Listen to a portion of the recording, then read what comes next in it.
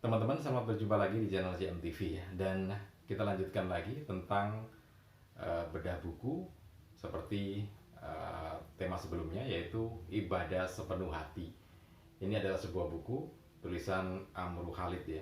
Dan karena ini judulnya adalah ibadah sepenuh hati, maka yang dibahas di sini adalah salah satunya yang paling awal dibahas adalah sholat yang sepenuh hati itu seperti apa, yaitu sholat yang khusyuk.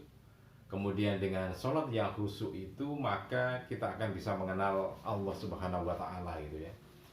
Jadi rentetannya semacam itu. Kalau kita ingin mengenal Allah maka sholatlah yang khusyuk gitu ya. Maka karena itu dalam bahasan yang akan kita sampaikan kali ini adalah tentang sholat itu sendiri seperti apa. Kita akan bahas terus sholat itu seperti apa. Ya sesuai dengan buku, bukan saya yang bahas, tapi bukunya yang membahas semacam itu. Oh ya, untuk teman-teman yang baru saja bergabung di CMYT atau YouTube ya, jangan lupa subscribe terlebih dahulu, kemudian tekan tombol loncengnya, tekan tombol like, kemudian share ke teman-teman Anda. Siapa tahu teman-teman Anda sedang membutuhkan informasi yang ada dalam video ini gitu ya. Oke, kita bahas lagi. Jadi pembahasan yang berikutnya adalah Allah adalah Rob kita, kemudian yang paling manis di dunia ini, dan yang berikutnya adalah contoh dari bagaimana sholat yang khusyuk itu seperti apa gitu ya. Oke, begini. Jadi di bahasan kali ini, Amru Khalid ini kan seorang penulis dari Mesir ya, dan buku ini sebetulnya bukan ditulis khusus menjadi buku, bukan, tetapi kejadian-kejadian, materi-materi yang diberikan oleh Amru Khalid kepada audien, kemudian dikumpulkan jadi satu dan ditulis, jadilah buku ini. Nah, satu di antaranya ketika dia duduk bersama-sama dengan audiennya, kemudian Amru Khalid bertanya kepada audiennya itu, menurut Anda, ini juga menurut Anda juga boleh gitu ya, Anda juga boleh mencatatnya gitu ya. Nah, Amru Khalid bertanya, kira-kira menurut Anda apa sih yang paling membahagiakan? Apa sih yang paling disyukuri oleh Anda gitu ya. Nah, anak-anak yang masih muda waktu itu ada yang menyampaikan ketika dia bisa berprestasi di akademis, itu sangat membahagiakan. Kemudian ada yang menyebutnya yang paling disyukuri adalah ketika bersama-sama dengan keluarga, memiliki anak gitu ya, memiliki harta gitu ya. Kemudian juga agama gitu. Nah, dari sekian banyak hal itu yang betul gitu ya. Tapi ada satu jawaban yang terakhir yang sangat mencengangkan dan menginspirasi ya. Ada anak muda yang usia 18 tahun yang mengatakan bahwa yang paling disyukuri adalah ketika kita bertuhankan Allah Subhanahu wa Ta'ala. Itu adalah syukur yang paling tinggi tingkatannya, tidak ada lagi. Bayangkan, mengenal Allah, memiliki Allah sebagai Rob kita, itu menjadi sesuatu yang sangat disyukuri. Anak muda ini berpikiran halus dan berpikiran jauh ke depan gitu ya. Nah, bagaimana dengan Anda? Apakah di antara kita sudah pernah mensyukuri bahwa Tuhan itu Allah sebagai Tuhan kita? Sudahkah kita mensyukuri itu gitu ya? Nah, oke, kita lanjutkan lagi. Jadi dalam bahasannya berikutnya, yang paling manis di dunia ini atau yang paling disyukuri tadi ya, ada banyak hal.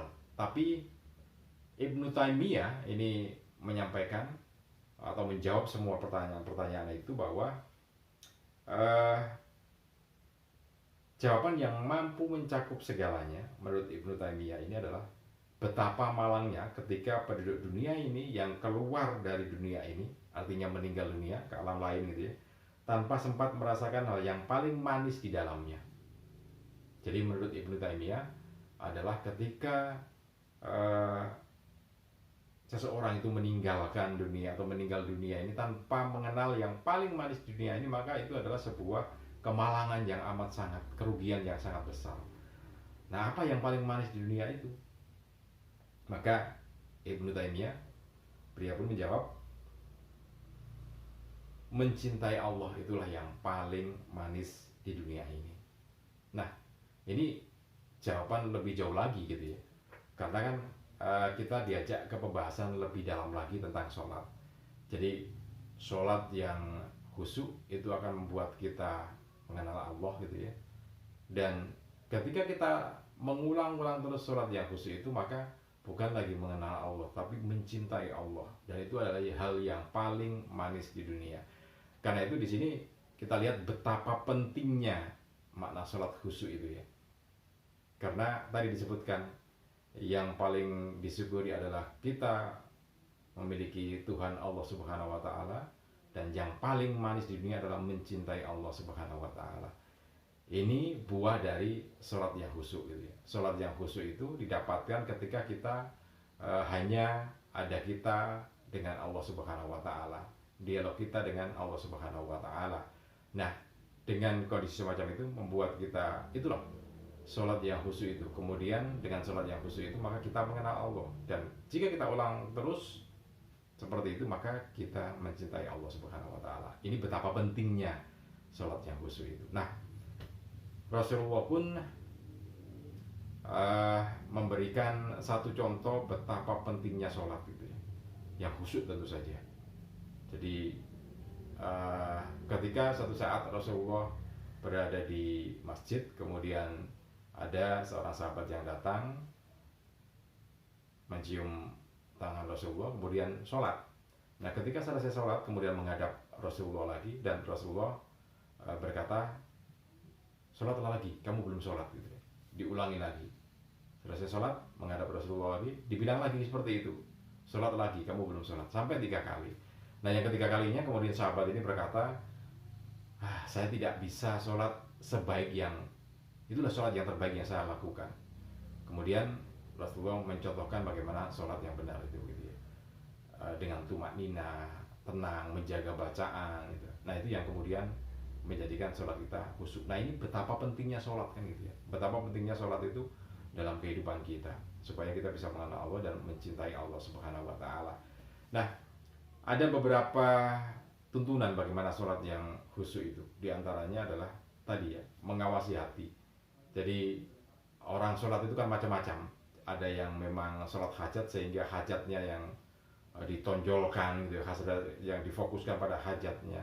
Tapi semua itu ya nggak ada gunanya kalau kemudian membuat sholat kita jadi kotor dengan pikiran-pikiran duniawi semacam itu.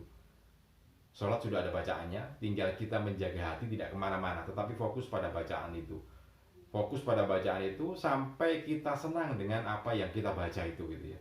Sampai kita senang dengan apa yang kita baca itu, kemudian sepertinya ingin berlama-lama dalam sholat itu, sehingga ya diperbolehkan gitu ya membaca beberapa surat yang panjang.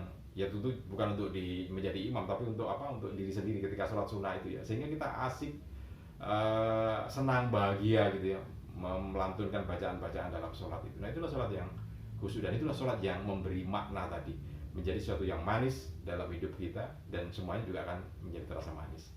Oke, mudah-mudahan ini bisa bermanfaat untuk Anda. Salam dan sukses selalu untuk Anda.